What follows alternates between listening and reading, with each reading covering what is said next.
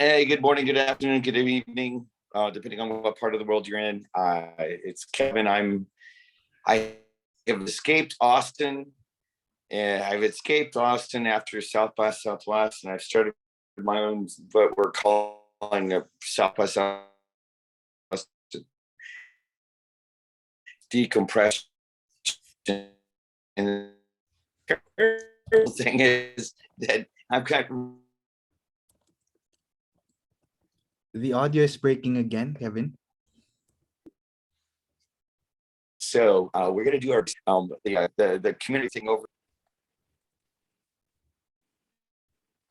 Well, what we'll do is I'll just do video on this one page. Is it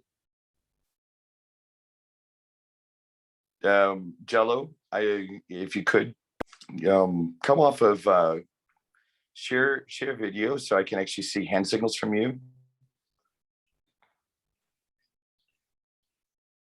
Hello. Yeah, could you tell me if you can see everything? Your audio is still breaking as of now. Huh.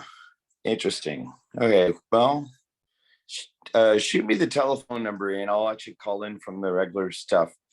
What I'm going to do is I'm going to try to share again. Mhm. Do you have the telephone number for calling in?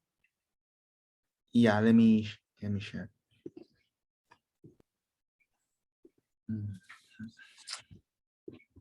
Sorry to everyone that's watching. I already started my decompression time for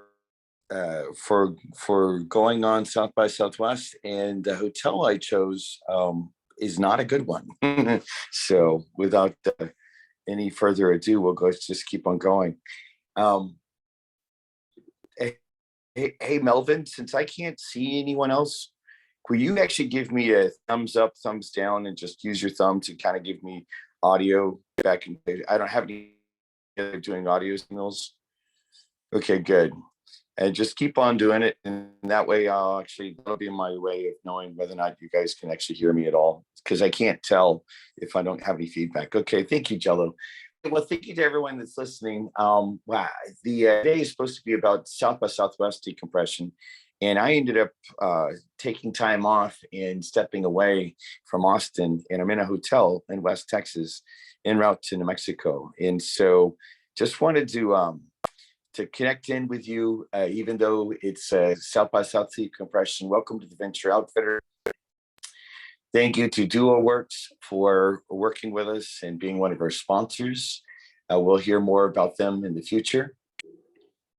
Join us in the community. The community was having a really good conversation earlier today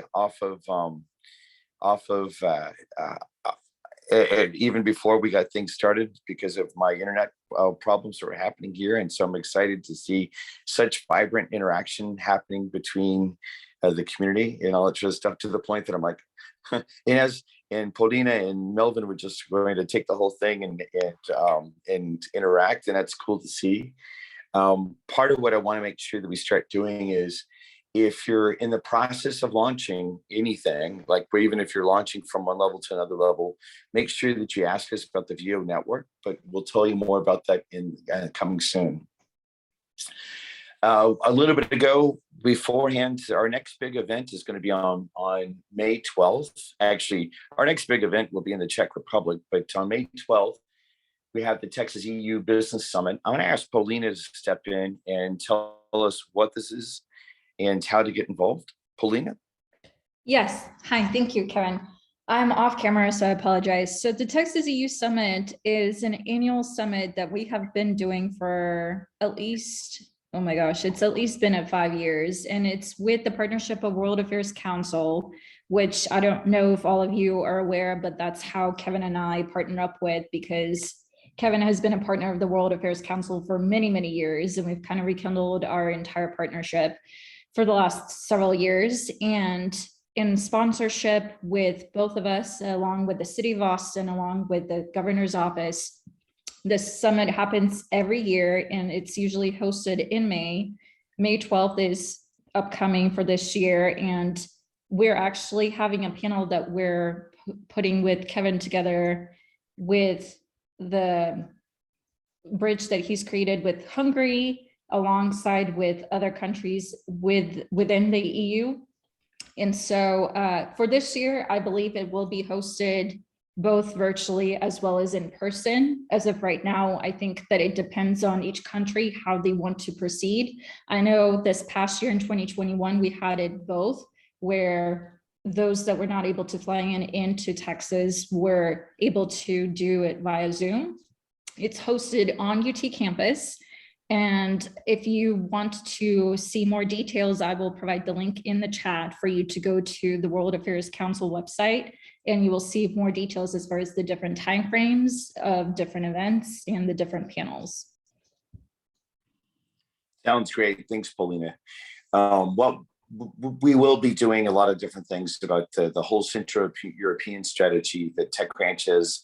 And obviously the specific focus is going to be around the Texas-Hungary Venture Bridge, but I will have gone to the Czech Republic and already come back by that time. So we'll be talking about that as well. So excited to have that there.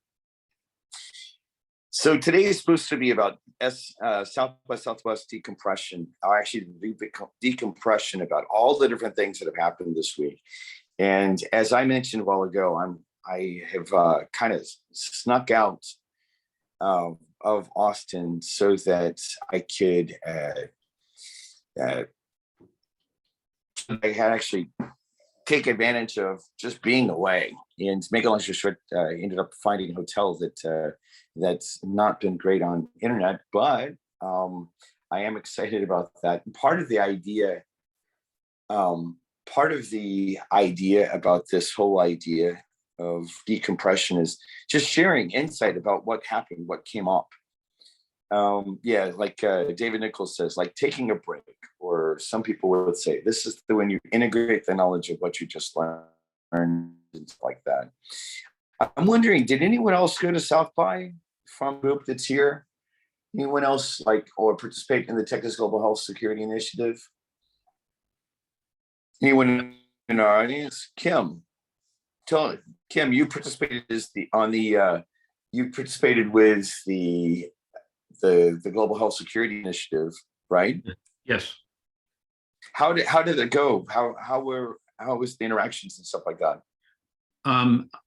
I found the interactions supportive. I found the technology disastrous. The swap card platform was very difficult for me to use, partially because if I had been stable at a computer, at a desktop, it probably was fine. We had a demo presentation. I got a couple of contacts from people in the area that are interested, so that was positive. I tried to log into, I think, was it David Nichols or somebody else had told me about I got the emails about the roundtable discussion at noon. I tried to log in. Andrew was very supportive, trying to include people in the conversation. Unfortunately, I couldn't connect because I tried to do it by mobile phone and it said the mobile phone doesn't work. So then I was doing what you're doing now, Kevin, is I was trying to connect my computer through my, Wi-Fi or through my, hotspot to try to get full computer access. So I think it was a good conference for people who were at their desktop. That it was a hard conference to join on a mobile basis. And so I wish I could have experienced more out of it if I had more time and had been in the right place. Yeah, I had similar difficulties. One of the most difficult things that's happening is to have the South by Southwest conference at the same time, concurrent, the same 4 days of South by Southwest that I was focused on, that I had speeches each day, where I was actually with security, and that was really hard to have a concurrent concern, and I'm going to advocate for the future. One of the reasons I voiced was trying to go back and forth and do it on multiple. Kim, I had problems like that. What we'll do is I'm going to definitely take this as a strong feedback to Andrew and the team about that. But in all seriousness, I guess the thing that I actually wanted to make sure I shared too is there are some fun things that happened. I'm going to stop sharing for a second because I realized that I actually didn't share it the right way on. I'll go through some of I will go through some of the notes that we have here. And part of what we'll do is I just would like to have a conversation about some of the things that happened. I'll tell you a little bit about what I saw, and then really what I would like to do with the remaining part of our time. We're going to go through some stuff fairly fast, but with the remaining part of the time, I think part of what we can talk about is some of the lessons that we're learning about how we can build community together even more. So started with the George Washington University. We had a group of students who were MBAs that we hosted. This is the student group here that you can see. Pretty exciting to have all these different voices. It was everything from people that are deep into the government all the way to industry that we met with. There was a lot of connections with just friends around this. This is one of the things that I like about South by Southwest as a conference more than anything else, is the interactions. And for those of you all that know Maria from the long-term technology, long-term tech ranch advocate, team member, supporter, and all that sort of stuff, I got to run into her as well. She's on the right, for those of you all that don't know, but definitely it was great to reconnect with her. She's doing great at her new job. And we missed her terribly to get the trains running on time at the tech ranch. Our conference on the supply chain opportunities and issues for startups was really interesting. The delegate was a venture capitalist. This woman is a venture capitalist, has started a whole line of how do we track food and through the value chain of food with something called the cold chain based on blockchain technology. And this woman is from Brazil, and similar type of thing. How do you track supply chains all the way through? I'm going to do a write-up that we will post onto the website about the things that came out about this, as well as I have a recording of the talk. But I think the thing was most interesting, especially for my two core panelists, was the depth of, I did not know that so much stuff had happened in supply chain using blockchain and things like that. So really interesting technologies. Probably my most unexpected thing, and I was one of the few guys in the room, was with Brene Brown. Brene Brown is an author. She also has two big TEDx or TED Talks. One of them's the TEDx talk, one of them's a TED Talk. This is me like in the line, waiting to be the last person to get into the theater. So quite literally, I was not expecting to get into the theater, but Brene just launched a book called The Atlas of the Heart. She has a couple of other books that are really interesting. I think the thing for us as entrepreneurs to look at is like, she's pointing to a bunch of societal changes that are happening that are being driven by the younger generation. It's pretty interesting to see what was coming on about that. Yeah, and as I was saying, I love Brene Brown in the chat. Yeah, I'm a fan. It was interesting. I kind of wish there was more guys in the room, but I was in good company with I don't know, about 500 women and a handful of guys. Not many, but I was real excited to be like the last person to get in there. Then one of the things that I think was interesting was there was a lot of talk at South by this time about how psychedelics are being used to take on trauma. And I think based on all the different trauma, whether it's like from childhood or other stuff in the world, it was interesting to see this frame. Now I'm obviously sensitized to the Brene Brown conversation and the psychedelic issues around PTSD and stuff like that. And we'll tell you more about why that is and what's happening across the network about that. But I was really impressed with this. This video from the conference is supposed to be released yesterday. And so we'll actually make sure that we grab that as well to be able to share with you. Then one of my favorite other talks was at the Goals House. What are the goals? We will have a class just or a VIA weekly about this, where it's just like the software, the Sustainable Development Goals for the UN. And what this is we had a panel of 6 people who were going through and talking about how cross-border innovation is driving the goals in a really positive way. One of the goals is to have innovation and infrastructure available to all to be able to drive things. But what was really cool is to hear, especially when my co-host right here, the woman that's right here, her name is Chika. She's from Nigeria, and she was talking about how they have come up with a whole new way of innovating around the blockchain as well. I'm going to actually have her come speak with us because it's pretty advanced stuff about what's happening there. And the other thing that I was reminded during South by is make sure you have fun as well.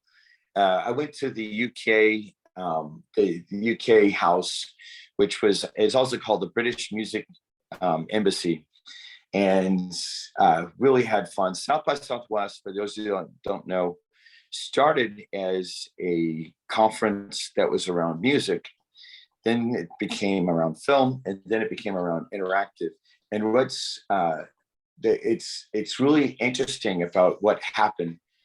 There was this one Scottish punk band that I was just like, I haven't seen a Scottish punk band in a long time. Make a long story short, is kind of fun because, you know, a group of us were at the very front, and then the following thing happened. The guy, let's see, I'm being asked, Scottish punk band. The thing that happened was the speaker dove into the audience and danced with me for a little bit of time. And this one press agent from New York said, you know what? I took a video of that. Do you want that? So that's what that video clip was. Hopefully you can see it. I kind of had fun with it. So figured I'd share just for fun to make fun of myself as well, because it was good to have. With that, those are the slides I wanted to share. Really today, since we're having some technical difficulties, the main thing I thought is for anyone else that would like to share about things they saw out of South by, if you have questions about it, we can make sure that we share more about about what we're up to and things like that. But given that there's been some technical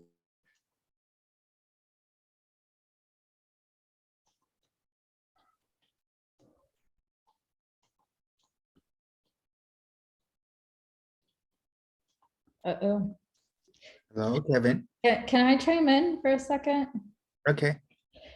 So I will have to post the pictures, but I attended another event that was promoting love and hate, and it was hosted by Elizabeth Jennings. She's also one of the main partners for World Affairs Council and also in partnership with Kevin. It was one of her events, and there was a collaboration between France and Germany. And I'll post the pictures later on, but there is an entire statue of the word love and the word hate, and they had it posted on both sides of the entire stage. And those two art pieces have traveled all over the world. And the event that I had registered for, what they did is that they showed a short clip of showing where those pieces of art have been traveling throughout the world. And what it has done is actually created a conversation about how much hate has been in the world, but then how much love has come out of it. And the art has been created in response to World War II and post World War II, France and Germany. So both of the artists one is from France, the other one is from Germany. They came together to create that work of art in order to never forget what World War II was about, but also to show how much love has come out of it and the partnerships and the entire collaboration that has been created since then. And I'll send the pictures, but I just wanted to share that with everyone. Hey, I know that I hopped off and I'm not sure exactly when. So glad that you guys are stepping in and all sort of stuff. This is a mess dealing with really bad internet. I don't usually do this, but I really wanted to. I really wanted to be here. There's a few other things that said. Kim Johnson was talking about. That, I mean, since let's decentralize this. Kim, you wanted to say something? Go right ahead. Two points. One is I went to a lot of the startup pitch events and met with several of the founders. If anybody sees the list of those and wants to know opinions. Was this for South by, or was this for the Global Health Security? South by SXSW pitch events. Yep. The most interesting, it was one of the winners, is somebody who's trying to apply emotions to speech and facial recognition. So in other words, so if you go, huh, to Alexa, it will try to interpret that. But lots of wearables, lots of other things on that. But the most interesting panel for my work is it was put out by the National Association of Medicine, and some inspirational topics. Andrea Ostrovsky, who's a former CMMS director, Jay Bott, who's a physician, and Courtney Lovell, who has a peer support network. It was, very sobering to talk about the facts of what it takes to get people through recovery, and the reality versus the what's there in practice. There's some legislation pending now that could use some support. They wiped out, there was going to be money for actually recovery efforts, not just treatment, but other type of ongoing recovery efforts, that was wiped out of a piece of legislation on the in terms of some of the most recently omnibus bill. But the most telling story was one of the people on the panel had an encounter with opioid use disorder at the age of 19, and because they were treated fairly, they wound up getting a job, a government security clearance, and now leads a peer support network, trying to help people, provide peer support who are recovering from opioid addictions. So it's the case of, our society seems to either want to slam everybody in jail or potentially help people. But, there's a case where in my own extended family, I have a nephew who, got it wiped out because of drug court and is now, gainfully employed. Clearly, if they hadn't had that type of approach to opioids, that it would have been a lot more problematic. So the National Association of Medicine has lots of documents on stigma, opioid use disorder, the path forward, and how we should fix it. So nam.edu, I would encourage people, if they're interested in the topic, to go look at the policy prescriptions on the opioid epidemic from that group, nam.edu. That sounds great. Thank you for sharing that, Kim. Let's make sure that one of the things that I'd like to do, so Kim's company has been involved in TechRange for a long time, and then I get to work with them a little bit years ago as well. There's a lot of things that are happening around that set of issues around just helping people recover. And given now that we have like 3 million new refugees as well, about like the emotional recovery, the trauma that's been happening and stuff like that, I really want to try to figure out, and I want us to figure out as a community, how do we actually start sharing more knowledge like that? Because our network, one of the things I'm proud of is our network seems to be much more sensitized to those type of needs. It's not just about technology companies and stuff like that, but using technology for positive outcomes like Kim's company does, and like, several of y'all do. I'd love to actually get your ideas about that, because I don't know that it's just another, I don't know that it's just another channel on a Slack channel. And as instead of chatting, why don't you actually come off of mute and let's be in a discussion. Okay, so my question is for you to expand a little bit on what knowledge you're thinking about sharing and with whom are you thinking about sharing? Well, so the question Kim just shared about NAM, right? The national. Actually, I don't remember the. I know he's told me about that before, but as an example, you know, these stories around that he just shared from the panels, as an example, that's a little bit of knowledge that we could actually have different entrepreneurs, different startups working around that area and creating collaborations back and forth. Okay, Kim is now sharing some of the data back and forth. He's sharing the URL. But the thing that I actually would love to do is figure out a way that we can share in a way that then can be shared long term. The problem with the chat is the chat goes away right after this, right? And we can have a little bit of interaction on the YouTube posting after Jello posts this on YouTube. But what's the way to have it be more more longevity? Anyone have ideas about that? Are you talking of more like a knowledge base where people can go after some time and consult and search, that sort of stuff?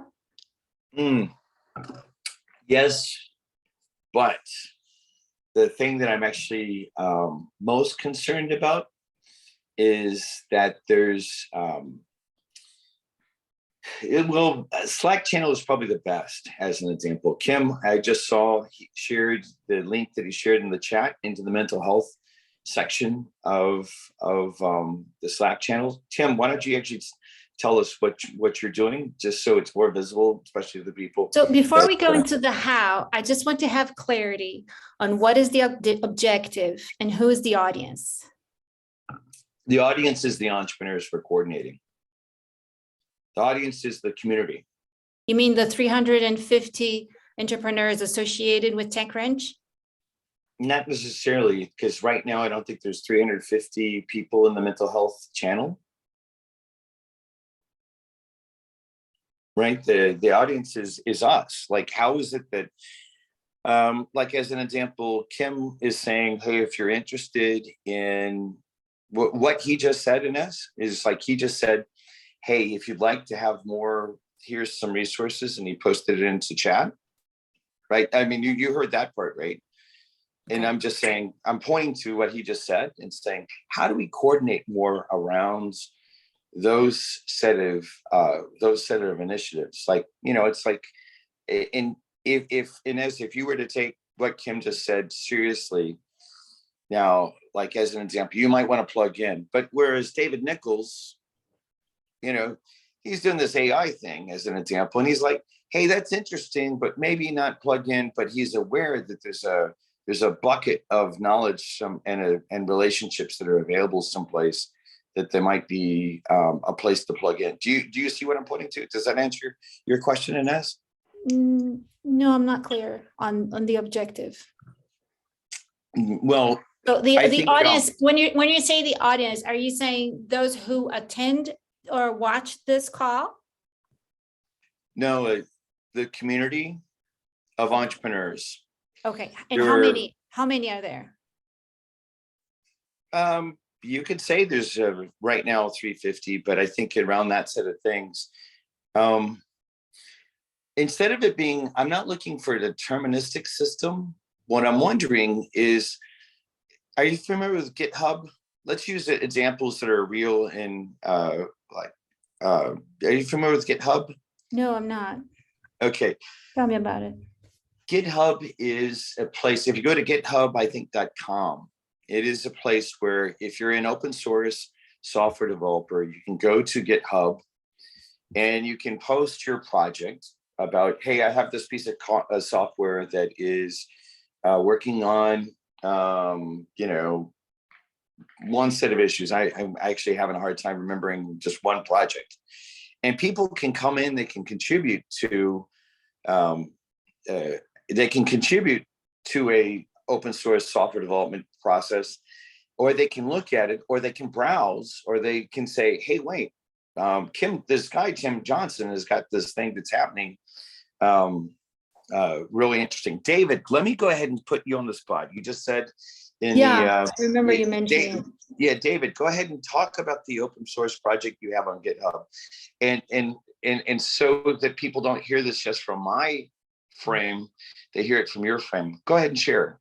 All right. So it's a little bit crazy. We are like special sauce is like connecting AI and data science technologies with enterprise technology stacks, right? So one layer of that is an open source layer. It's based on our own programming language called Core, Q-O-R-E. So it's also spelled different.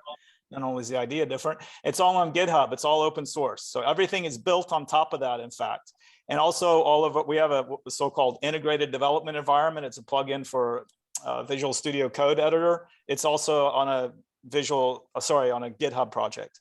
So most of our open stuff, most of our open source stuff is there. Not all of it, but most of it. Okay, so let me give an example to see if I'm getting this. So let's have Kim. Kim just posted something into this that I think would be good to illustrate. Or Kim, go ahead and share the example you just talked about and why you went to GitHub. Well, I was directed there by a Google search, but basically basically people who have open source repositories like Cora say, I'm working on this. This is an issue. Would you like to contribute? Or by the way, I've collected a bunch of information on this. It's related to this software, and I'll put it on GitHub because I know people that are looking to include that component in software may look on GitHub for libraries of neural NLP type. You need libraries that can help you narrow down on. I was looking for libraries that can help you narrow down on categorizations of stigma-related opioid words, for example.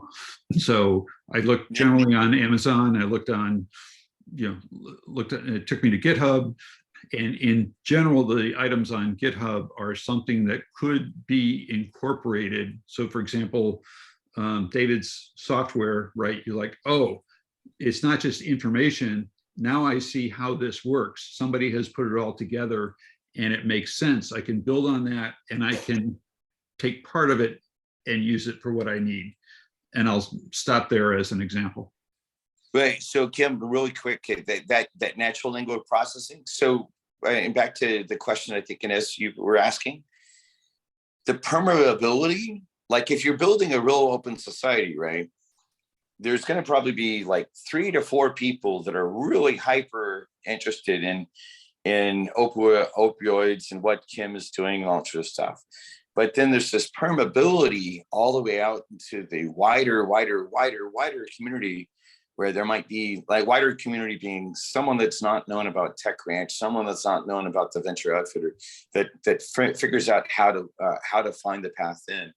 And so that's why I'm trying to, it's more of a probable, one of the key features of open source versus closed source software development is the probabilistic nature of it.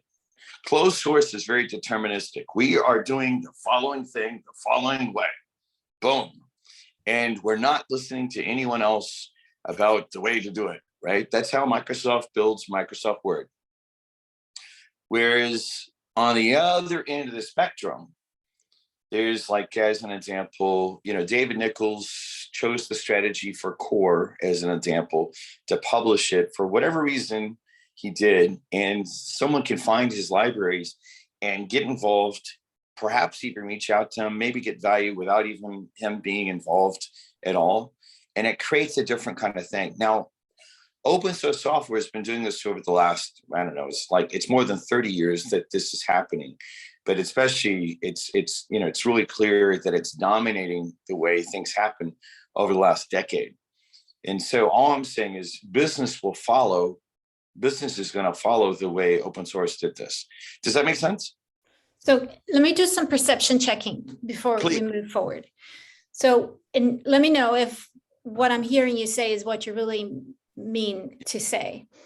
So I'm just going to give an example. So there's Kim, and he's like the guru on opioid recovery, and he has a business around it. One person, let's say that I am in the Tech Ranch network, and I have a clinic to recovery from alcohol. And through this GitHub, I would get to know Kim and know that he is also in recovery stuff. So then we have things that we can share and relate. And then there's this other person who's not even in the Tech Ranch community, but they have a child, or I mean, a young son, a young adult son who has an opioid addiction, and then he will find his way to Kim as well. Is that what you're talking about? Yeah, finding the way to Kim, or maybe just find the way to some of the articles, like as an example. To the resource.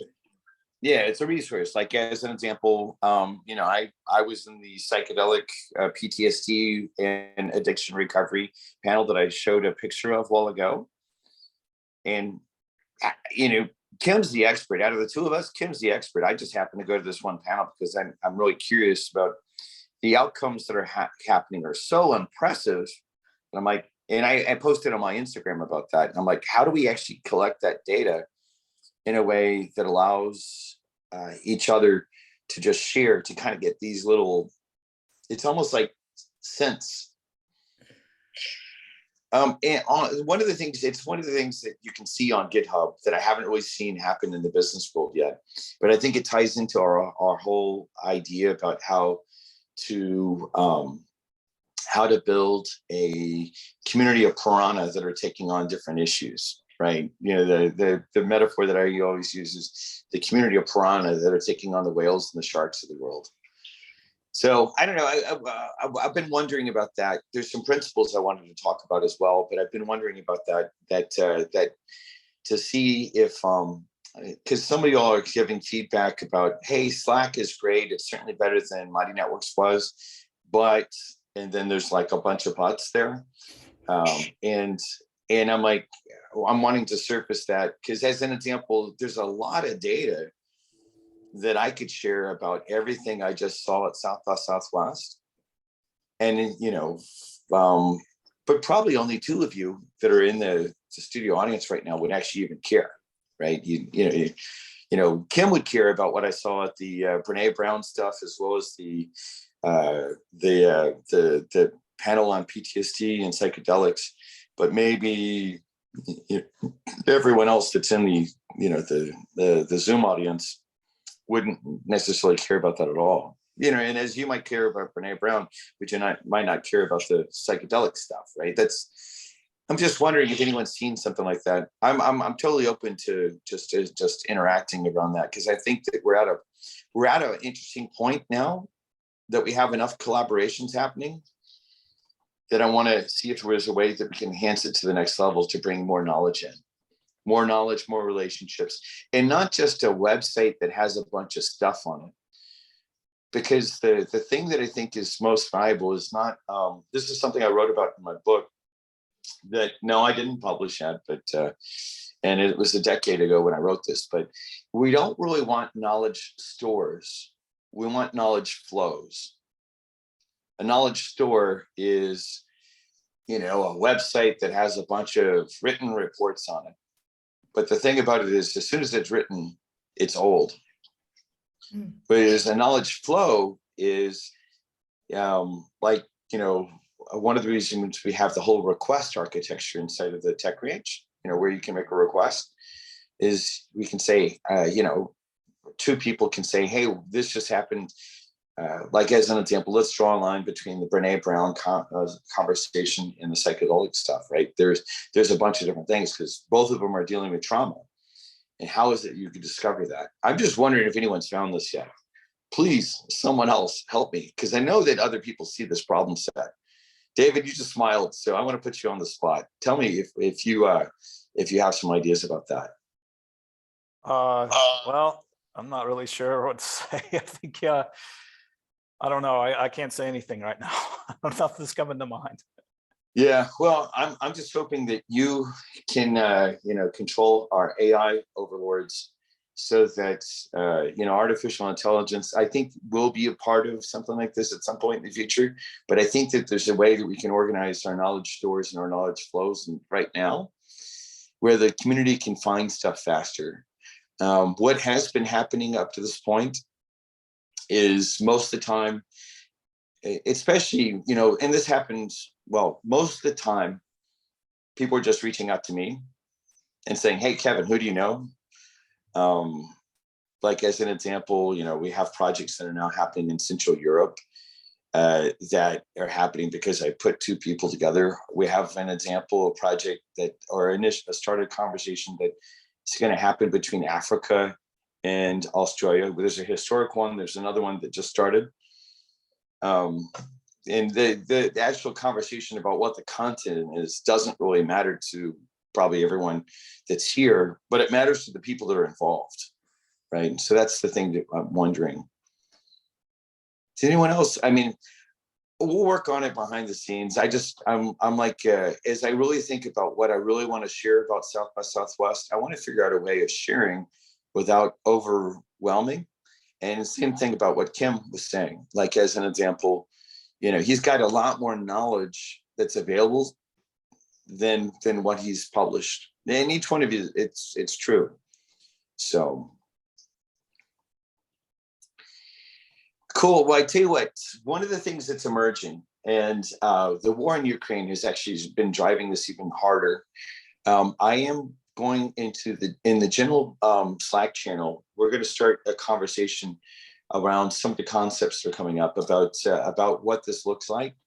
Concepts like we've been talking about open society, we're working with entrepreneurs, entrepreneurship being one of the concepts, open society, decentralization, like right now, decentralization of food and energy production.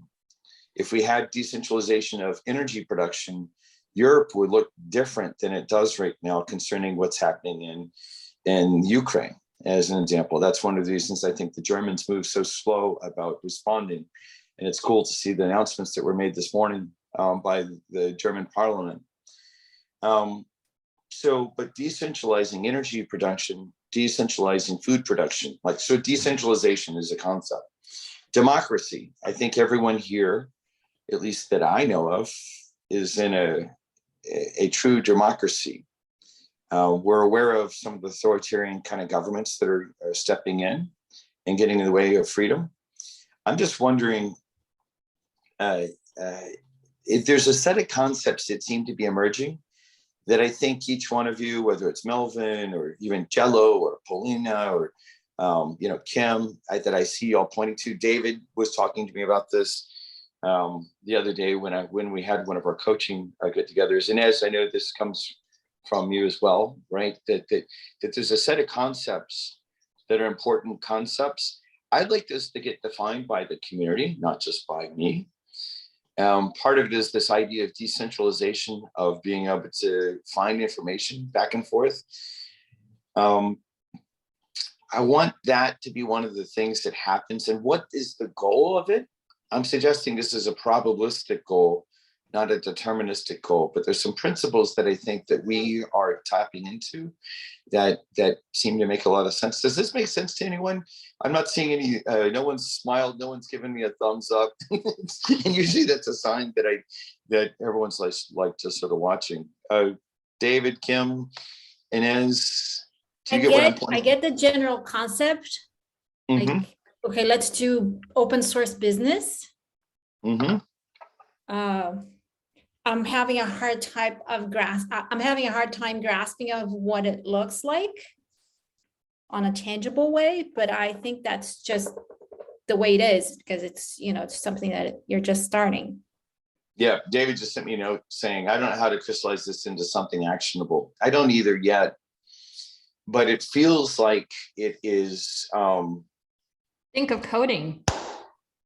Yeah, it feels like that there's really something there that the conversations that's been happening, especially over the last 2 to 3 months in the community, not just in the video, but there's there's some stuff that's emerging that leads me to believe that we're right at the cusp of being able to do some of those things. If you're interested in this, let's see, you guys are doing more. It's interesting because there's more of a conversation, especially for the people who can't see that are on streaming. They can't hear what you guys are saying in the chat. So we might look at another tool at some point and move part of the conversation into like LinkedIn, so that other people that are just that come to the video at some later point can actually see it. But I'm just going to read some of these. David said, I don't know how to crystallize this into something actionable. Kim said, start with Slack and have Core map the workflow. Paulina says, that's a great idea. David says, I would build on your idea of saying that companies should be more creative in finding ways to cooperate than to compete. Paulina says, I second that. Yeah, I think that's the thing that's happening as we look at the competitive idea of what's driving the invasion of Ukraine, right? There's combat is an expression of competition at its like worst example. What I'm wondering is, like, if we really start looking at some of the reasons that hasn't been shut down faster, one of the biggest reasons is the centralization of energy production. One of the biggest threats that's been written about in The Economist just recently, like in the last week, was part of why Putin's going after Ukraine is it is the breadbasket of Europe, right? The amount of wheat, like 1/3 of the world's wheat production, not just at Ukraine, but 1/3 of the world's wheat production is now at risk. And we don't see that. We can see the gas prices. So we see the energy production thing, but we don't see what's happening on the food crisis. And part of that is we, as a community of entrepreneurs, this metaphor of, a school of piranha can take on the whales of the world. It's really interesting. Let's see. David Nichols says it's like World War II. The invasion is because of how the Cold War ended. And let's see. Mariupol have this in the article, the Black Sea seaport aspect. It ended for people. It never ended for people like Putin, is what David was saying. The thing that's interesting to think about is, I think we're at a point with Web3 technologies, with business dynamics about what's happening with regards to what's happening with how entrepreneurs are now able to collaborate, that we can really do some interesting stuff that we couldn't do before. And it'll affect everywhere. It'll affect our entrepreneurs that are in Central America. It'll affect the ones of y'all that are in like Europe. It'll affect entrepreneurs all across the United States. It'll help rebuild what's happening in Ukraine. It'll help recover even some, there's something about it that I think that is really critical that we actually look at. I tell you what, today's been a little bit of a rough show just because of me being in the field. By next week, I promise that I'm not going to actually have that. I want to make sure that we wrap up on a strong note and all that sort of stuff. Now I'm Before you wrap up, may I make a comment? Sure, please go ahead. I think that if I'm understanding where you're going with this, what I hear is a shift in consciousness. And it's like there is a vast majority of people who operate under a consciousness of separation. I am separate from you. I need to protect myself from you, or I need to take things from you. And what you're talking about, or what I'm hearing you talk about, is bringing into business the concept of oneness. Like we are the same in certain aspects, and we can support each other. So how can we make it easier to come together in things that we are aligned, and manage the things that we're not aligned in? Yeah, I think that's, you could actually look at it from the flow around consciousness. The people's consciousness, because of all the terrible crap that's happening, consciousness levels are being raised. You can look over there. you can look over here as well as what is it, like if we look at it from the software development standpoint, how is it that a bunch of hobbyists, when working together through a place like GitHub, are coordinating and producing more value than the way that software development has been done for, for the longest time, right? And I mean, and so you can look at it from this standpoint, you can look at it from this other standpoint. You can look at it from the standpoint of, now you have kids on TikTok that can build protests that have real power. You can look at it from the standpoint of, in the gaming world, there are people that are building more wealth just by playing games than actually like GMPs of large countries. Like in the gaming world, as an example, the GMP of Russia is smaller than some of the games out there, on the gold farming and stuff like that. So you can look at it through the consciousness frame. You can look at it through the open source business, open source software frame. You could look at it through all these different coordinated actions. The main thing that we're at this clarion call timing to say that it's not just one frame, that the real unification, if we really truly think, and especially I'll use the language of, if we're going to unify in consciousness and stuff like that, is to not look at it through just the consciousness frame, but this other frame as well. And it's not just two frames. It's like I think I named at least 5 right then off the top of my head.